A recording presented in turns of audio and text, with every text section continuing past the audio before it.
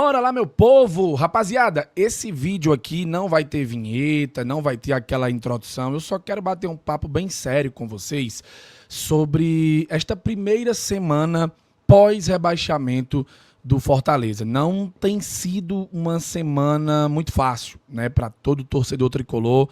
A verdade é que cada notícia que sai parece uma bomba gigantesca na cabeça do torcedor sobre como será o futuro muito próximo do clube. Teremos uma Série B em 2026, tem o Campeonato Cearense batendo a porta logo após o Ano Novo, tem a Copa do Nordeste, a Copa do Brasil, e são estes os campeonatos que nós teremos na próxima temporada.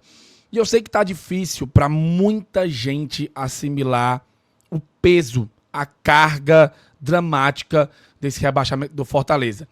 A gente comentou sobre isso durante toda a temporada, que se o Fortaleza caísse, ia ser muito pesado, ia ser muito complicado, e que a gente acreditava que o clube precisaria se reorganizar para que em 2026 fizesse um bom trabalho, e quem sabe conseguisse o acesso novamente em 2027 na Série A. Claro que a gente ainda está com essa confiança. Marcelo Paes ficou, acho que é o melhor nome para reerguer o Fortaleza. Carpini chegou aí para o lugar do Palermo, que infelizmente não ficou. E algumas notícias sobre saídas, alguns reforços, nível de Série B. Todas essas questões que aconteceram essa semana, após o rebaixamento do Fortaleza, eu tenho certeza que foram muito pesadas para o coração do torcedor tricolor. Mas eu trouxe algumas informações aqui nesse vídeo. Esse vídeo é um vídeo rápido, tá? Para que você possa tentar assimilar cada vez mais rápido o que aconteceu. Porque eu sei que é tudo no tempo de cada torcedor. Cada torcedor é que sabe o momento certo de reagir, de levantar a cabeça, de seguir em frente, de voltar a apoiar o Fortaleza. Mas eu sinto que esse processo precisa ser um processo doloroso, sim, claro, mas um processo mais ágil, sabe? Mais rápido, porque a gente tem que cobrar, a gente tem que zelar, a gente tem que ficar de olho em todas essas mudanças que estão acontecendo no Fortaleza, para que os erros que aconteceram em 25, em 24, em 23, enfim, nos anos anteriores, que foram varridos para debaixo do tapete e culminaram no rebaixamento, não aconteçam mais. 2025, gente, é um ano para ser lembrado para sempre. Eu discordo daquela galera que fala, mas 2025 é um ano para esquecer. Não é não. É para ser lembrado para sempre, para que não se cometam os mesmos erros, certo? E isso é muito importante. Então eu queria trazer aqui algumas matérias rapidinho, só para o torcedor se conscientizar mais da situação do Fortaleza e tentar superar isso de alguma forma. Primeiro, a galera do podcast 45 Minutos estavam falando sobre venda de atletas. E aí é muito importante que você, torcedor, preste atenção nisso aqui, tá? Olha só. O rebaixamento trouxe uma nova realidade para o Fortaleza, que precisa se desfazer de algumas peças do elenco para viabilizar financeiramente a temporada de 2026. Aí vamos ouvir aqui rapidinho para que vocês entendam um pouco da situação. Fez muito nos últimos anos. Vamos lá. Fortaleza fez muito nos últimos anos, mas com muito. Não em comparação a Flamengo, Palmeiras. Fortaleza foi quarto lugar.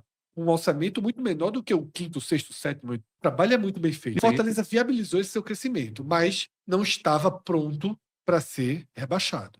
Ninguém está. Mas o Fortaleza já estava construindo degraus que o rebaixamento é uma bomba atômica. Porque o Fortaleza hoje é um clube. Os ativos do Fortaleza não são 3 edifícios, um super estádio, um CT moderníssimo. Não, os ativos do Fortaleza são seus jogadores. E vai ter que queimar alguns ativos agora. E ok, houve um tempo em que existia uma cláusula paraquedas para os clubes que eram do Clube dos 13, jogavam a Série B com proteção. Hoje em dia, a proteção é o elenco. Quem tem o elenco como Fortaleza tem, cai com uma proteção financeira, mas precisa fazer esse dinheiro. E isso é o correto para os clubes nessa prateleira. O Atlético Paranaense fez isso, e os clubes do Nordeste precisam revelar jogador ou construir ativos dessa maneira, comprando jogadores mais baratos, que se valorizem nos seus clubes e possam ser revendidos para você ter esse upgrade, não só do clube crescer dentro de campo,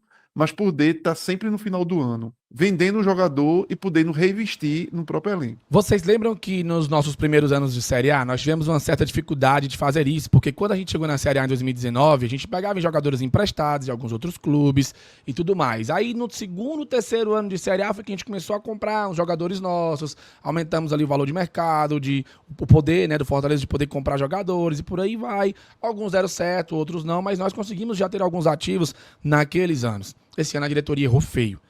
E a gente perdeu os nossos ativos. Só vamos recuperar os que a gente já tinha, né, de anos anteriores, e os que chegaram no meio do ano, que tiveram um poder de investimento muito alto. Né? A Fortaleza gastou dinheiro desde a janela que veio o Daverson, e um dinheiro alto. Né? Então, muita dessa galera vai ter que ser vendido para que o Fortaleza possa recuperar alguma coisa para poder organizar o clube financeiramente e, quem sabe, tocar uma Série B decente para conquistar o acesso e voltar à Série A. Não vai ser fácil. Então, entender essa questão dos ativos, dos seus jogadores que precisam deixar o clube, é crucial para a saúde financeira do clube, para a reorganização do projeto Fortaleza Esporte Clube SAF, antes de ser vendido. Tá? Isso é muito importante. Então, entender isso é o primeiro passo para conseguir seguir em frente e superar o rebaixamento. Certo? Acho que isso é muito importante. E aí eu queria trazer um texto aqui do Tom Barros, que é um texto triste, mas que é importante ler, para a galera entender como a gente foi muito feliz e que a gente não pode perder a esperança de um dia voltar a ser feliz como fomos durante todo o processo de Série A. O Fortaleza e o triste fim de uma era. Você vê que a manchete já é bem emblemática, né? Tudo na vida tem começo, meio e fim, faz parte. No futebol não é diferente. Se vocês me perguntarem qual o maior Fortaleza que eu já vi, não titubearei para responder. Sem pensar e de olhos fechados, direi: o Fortaleza da época do Vojvoda. Maior que o de Moésio Gomes, maior que o de Rogério Ceni. Em 21, Fortaleza encantou o país. Era bonito vê-lo jogar naquele 3-5-2, né? Um desfile permanente. Desfile de repertório de vitórias, de conquistas, dava a impressão de que ganhava o jogo. Quando decidia ganhar, o Fortaleza de Tinga, Tite, Ederson, Romarinho, Bruno Melo, Robson, Wellington Paulista. Em 23 foi vice-campeão da segunda maior competição das Américas, a Sul-Americana. Apesar da perda do título, o avanço internacional pelo talento de João Ricardo, Tinga, Brits, Tite, Pacheco, Caio Alexandre, Lucas Sacha, Zé Wellison. Vou pular um aqui que é insignificante: Pochettino, Thiago Galhardo, Marinho, Machuca, Lucero, Romero, Guilherme Pikachu. Em 24, mais uma vez, o quarto melhor time do Brasil, novamente na Libertadores da América. O time em estado de graça, a torcida em estado de graça. Nunca o Fortaleza foi tão coeso, vitorioso e feliz. Mas aí em 25 algo inexplicável aconteceu. Os primeiros sinais de saturação, aqui e ali uma vitória, mas sem o brilho de antigamente. Uma espécie de canto do cisne. O Fortaleza já não era o mesmo. Até no alto comando, onde tudo parecia paz e harmonia, surgiram fortes divergências. Fim. No dia em que mandaram embora o técnico Juan Pablo Vojvoda, com ele foram também os melhores e mais felizes momentos da história do Fortaleza. Vojvoda não era santo, mas ganhou a aura de santo. Um guru, um mestre, um ídolo como nenhum outro técnico conseguiu ser no PC. Hoje, rebaixado para a Série B Nacional, vem a consciência de que aquela fantástica formação tricolor não existe mais. O Fortaleza de Vojvoda passou. É inacreditável, passou, mas entrou para a galeria dos times inesquecíveis e imortais. Com certeza será lembrado para sempre. Cada componente daquele glorioso esquadrão tomará seu rumo, em cada coração uma saudade, como foi bom o tempo de Vojvoda. Havia nele algo místico transcendental. Há formações que caem no esquecimento, há formações que entram para a eternidade. A formação de Vojvoda é eterna. Será que algum dia Vojvoda voltará ao comando do Leão? Só o tempo dirá, mas ainda que ele retorne, a formação não será a mesma. Mais uma vez lembra a velha canção de Lulu Santos: nada do que foi será, de novo de um jeito que já foi um dia.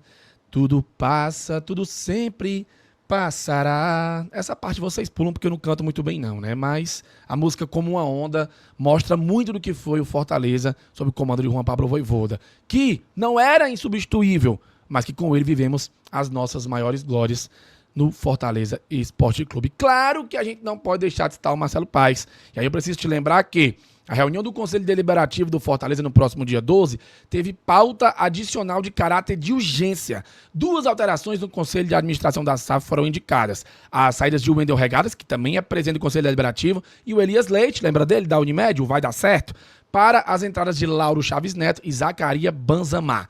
Quem são esses? Não faço a menor ideia, mas a gente tem que cobrar respostas. Quem é esses caras? Por que essa galera tá saindo? Por que essa galera tá entrando? Quem são esses caras? Vão fazer o quê? A gente precisa cobrar a transparência da SAF do Fortaleza. E só para lembrar uma única coisa: Marcelo Paes é o CEO, Papelinho, diretor de futebol, Marcelo Boeck, assessor executivo, Daniel de Paula, gerente de futebol, e o Júlio Manso, supervisor de futebol. São os 5 membros do departamento de futebol do Fortaleza que, tirando o Júlio Manso e o Paes, que vai ficar, precisa sim de algumas alterações. Eu não sei se o melhor seria a saída do Papelinho, do Boeck e do Daniel de Paula, não sei. Mas acho que a gente precisa fortalecer esse departamento de futebol que anda, sim, muito fragilizado e perdeu o prestígio de boa parte do torcedor em 2025, certo? Então, essas coisas precisam mudar pra ontem, tá bom? Então, espero ter esclarecido aqui toda a situação. Não é fácil, mas é um choque de realidade que a gente precisa aprender a passar por isso da melhor maneira possível. Se você curtiu esse vídeo, deixa o seu like. Esse vídeo é um vídeo atemporal, pode ser visto hoje, amanhã, depois. É um vídeo para você compartilhar bem muito aí pra galera, para ver se o pessoal tem um pouco mais de consciência e amadurece cada vez mais essa ideia do rebaixamento e segue em frente, porque 2026 já começou. Valeu, falou e tamo junto!